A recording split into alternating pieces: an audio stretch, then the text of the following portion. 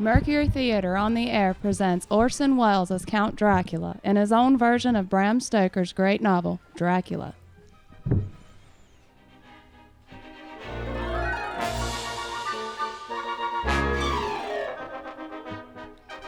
Ladies and gentlemen, my name is Arthur Seward. I am here tonight to bear witness to the truth of certain events which you may have found it hard to believe, but I ask you to believe them.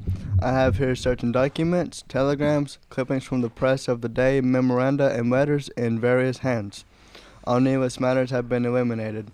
Through the history, almost at variance with the possibilities of contemporary belief, they set forth a simple fact. I present you first with excerpts from the private journal of Jonathan Harker. I, Jonathan Harker, lawyer's clerk, articles to Peter Hawkins, Esquire of Exeter, England, am writing this journal in the hope that if misfortune overtakes me, it may one day come to the eyes of those who love me. I set out from London on the day of the 1st April to visit one of our clients in Eastern Europe. On May the 3rd, I arrived in Budapest and came, after nightfall, to Klausenberg on the border of Transylvania. At Bistritz, there was a letter of welcome for me from our client, informing me that his carriage would await me at the Borgo Pass. It was signed, Count Dracula. Bukovina. Coach for Bukovina. The road was rough, but we still seemed to fly over it with feverish haste. When it grew dark, there seemed to be some excitement among the passengers. They kept speaking to the driver and looking at me and urging him on with greater speed. The coach rocked. The crazy coach rocked from its great leather springs. The mountains seemed to come nearer on either side.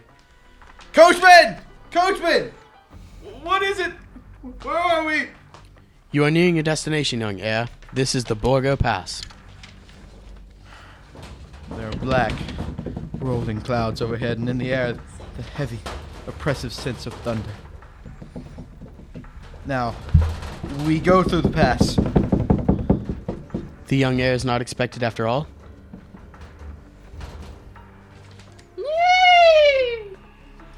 You're early tonight, my friend. A caleche with 4 horses had drawn up beside us. Let me help you, sir. The coachman smiled, and the lamplight fell on a hard-looking mouth with berry red lips and sharp-looking teeth as white as ivory. We began to move. I looked back. The coach with its loud passengers had vanished from sight. We swept into the darkness of the pass, and I struck a match. It was within a few minutes of midnight.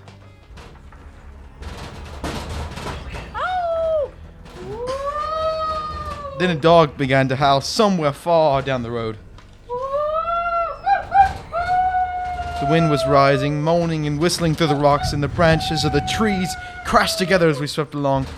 It grew colder and colder still until fine, powdery snow began to fall. The baying of wolves sounded nearer and nearer as if they were closing round on us from every side. We kept on ascending, always ascending. The howling of wolves grew less. Presently, it ceased altogether, and just then the moon broke through the black clouds, and by its light I saw around us a ring of wolves running alongside the carriage, in silence, with white teeth, lolling red lungs, with long sinewy limbs and shaggy hair. Welcome to my house. I must have fallen asleep. The carriage had pulled up to the courtyard of a ruined, vast castle. The coachman was nowhere to be seen. Welcome to my house. Come freely, go safely, and leave something of the happiness you bring. Count Dracula? I am Dracula. The face was strong. Very strong. Aquiline. The mouth, so far as I could see it under the heavy mustache, was fixed and rather cruel looking, with peculiarly sharp, white teeth. You hear them, Mr. Harker? The wolves? The children of the night, as you say, Mr. Harker. The wolves. Listen.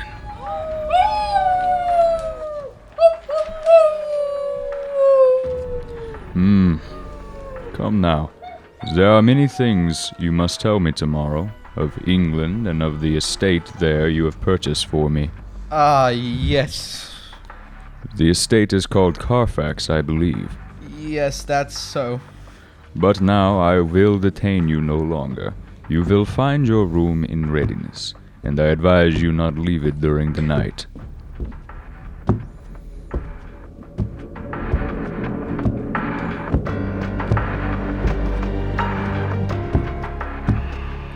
This castle is on the very edge of a terrible precipice.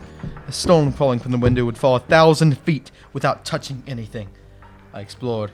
There are doors everywhere. All of them locked. The door to the great hall, the door to the courtyard. Every door in the castle is closed, bolted against me. Castle Dracula is a prison, and I am a prisoner.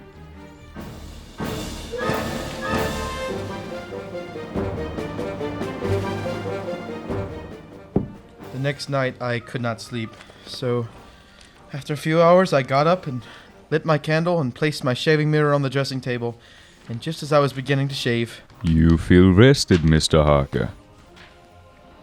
I had not seen him, although the reflection of the glass covered the whole room behind me. I turned to the glass again. Count Dracula was close to me, and I could see him over my shoulder, but there was no reflection of him in the mirror. It was blank. I started, and then I cut myself on the side of the throat, and the blood began to trickle down my neck. Ah! My mirror! The blood. Wipe the blood from your face, Mr. Harker, and take care how you cut yourself. It is more dangerous than you think in this country.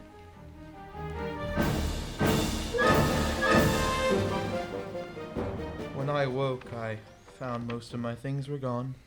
My passports, my notes, my letters of credit, I could find no trace of them anywhere, and my door was locked from the outside.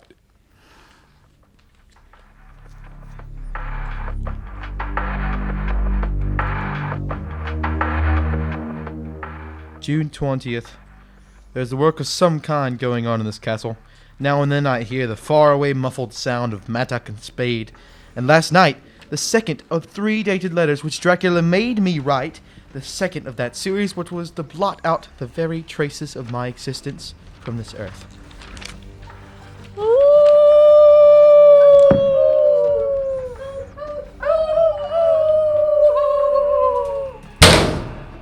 Count Dracula! Yes, my young friend. Well, what of me? When am I free? When can I leave? Free? Mr. Harker, you are always free. You want to leave? Would you like to leave tonight? Yes, in God's name, please! My dear young friend, not an hour shall you wait in my house against your will. Come, follow me.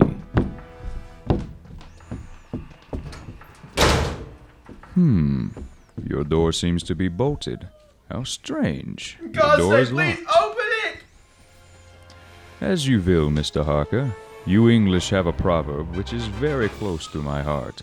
Welcome the coming, speed the parting guests. Good night, Mr. Harker.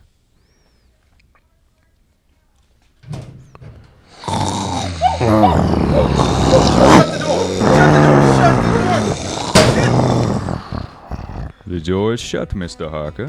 I take it you will remain.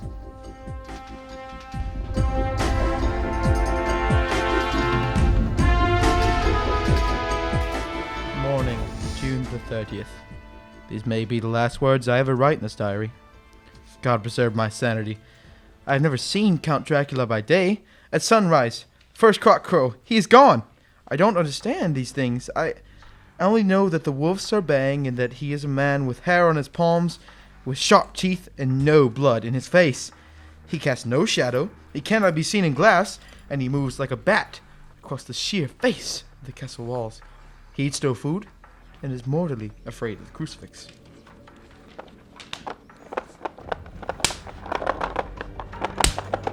As I write this, I hear in the courtyard the rolling heavy wheels and cracking whips. And there is, in the passageway below, a pound of heavy boxes being set down. Boxes shaped like coffins, and I know what they hold. The boxes are filled with holy earth from this chapel beneath this castle. The last box is being nailed down. And now I hear the heavy feet tramping again.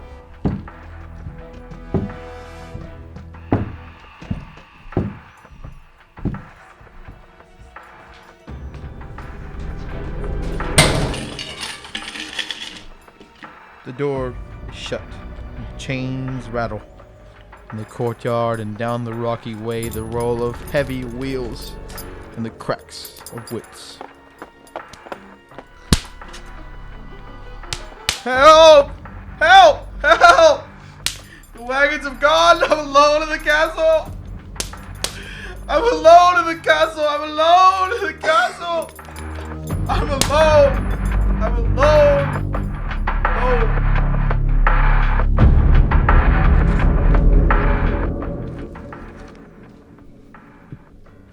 Telegram Seward, Perfect Van Helsing, Amsterdam. Lucy Westrana is alarming condition. Cannot diagnose. Come at once. Seward. Telegram. Van Helsing, Amsterdam to Seward, Purfleet. I'm on my way to you. Please arrange for me to examine your patient immediately. My arrival. Van Helsing. Ladies and gentlemen, I shall now explain that 6 months before the events recorded here, I had become engaged to a young lady, Lucy Westrana. We were to be married in the spring. My old teacher, Professor Van Helsing, arrived at the fore next afternoon. I took him at once to Lucy's house. She lay in her bed asleep. She was ghastly, chalky pale. The red had seemed to have gone from her lips and gums, and the bones of her face stood out. Young miss is bad, very bad. She must have blood or she will die. She is not anemic. The qualitative analysis of her blood is quite normal condition. It is strange. I do not like to think how strange. Look! My God, look at her throat! The black velvet band that she always wore dragged up a little and showed no red mark on her throat. Just over the external jugular vein were 2 punctures, not large but not wholesome looking. To the edges were white and worn looking. Well, what is it, Professor? What's wrong with her? Speak frankly. You can tell me the worst. I wish I could, Seward. I wish I could. But I do not dare. But won't you tell me anything? I will tell you this. Your young lady is in a danger greater than death. You must believe me. If you leave her for one moment and harm befalls, you will not sleep easy thereafter.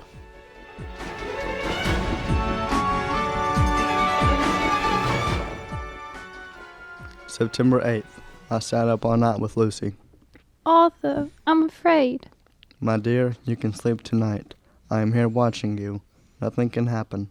And I promise, at the sign of any bad dreams, if I see anything, I will wake you at once. You will? You will, really? Then I'll sleep. I sat all night by her bedside. She did not wake at once during the night, although the blows of a bat or something slapped almost angrily against the window pane. September 11th. Still quoting from my private journals. This time I received a message from Perfleet.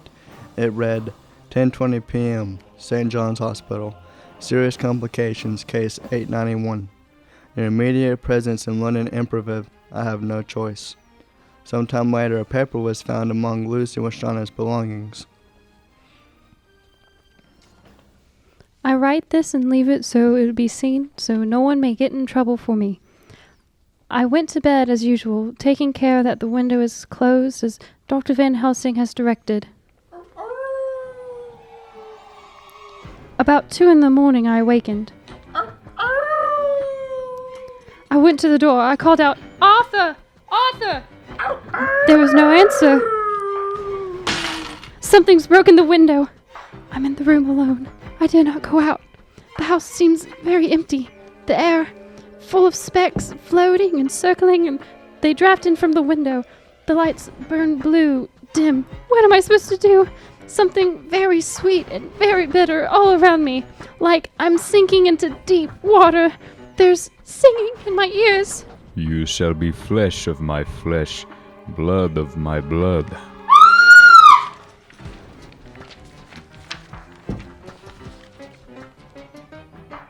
September 12th. Late. Only resolution and habit can let me make an indenture for tonight. We found her sprawled on the floor, and there was a draft in the room from a broken window. The throat was bare, showing the 2 wounds, looking horribly white and mangled. We are too late, my friend. We have failed. God's will be done. She is dying? Yes, she's dying. Stay beside her. It will make much difference, mark me, whether she dies conscious or in her sleep.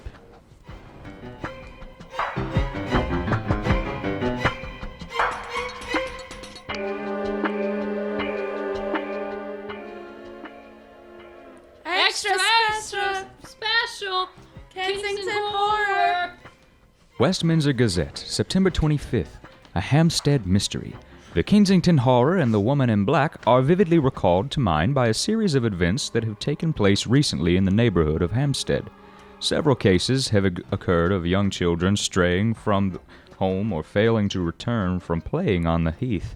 In all these cases, the children have given as their excuse that they have been with a beautiful lady who offered them chocolates. In each case, the child was found to be slightly torn or wounded in the throat. The wound seems such as might be made by a rat. Extra special! Or a small dog.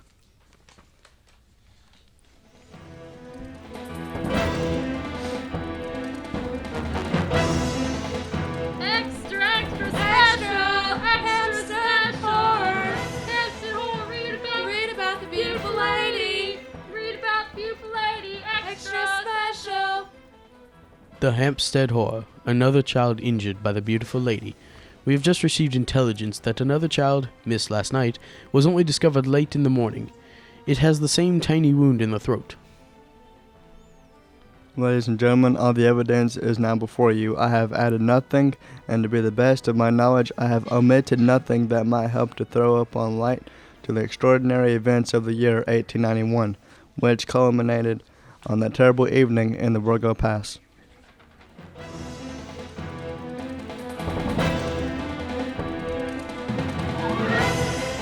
Tonight's production of Dracula by Orson Welles and the Mercury Theater was the first of 9 CBS broadcasts in which this brilliant group will bring to life a series of great narratives, all presented in the immediacy of the first-person singular.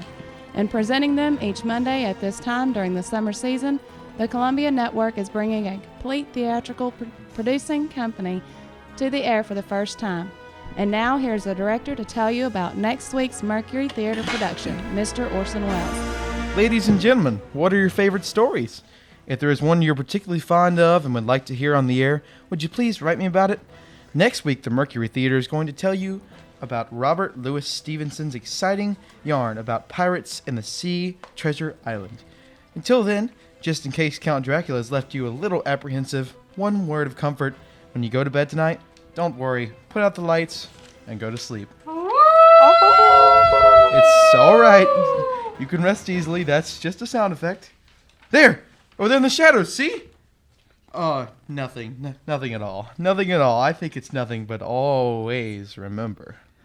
Ladies and gentlemen, there are wolves, there are vampires. Such things do exist.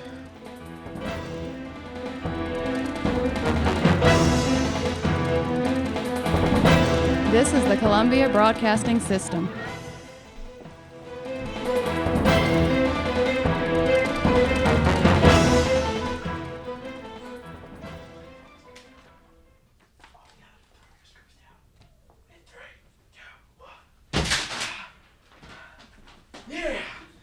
And we're out.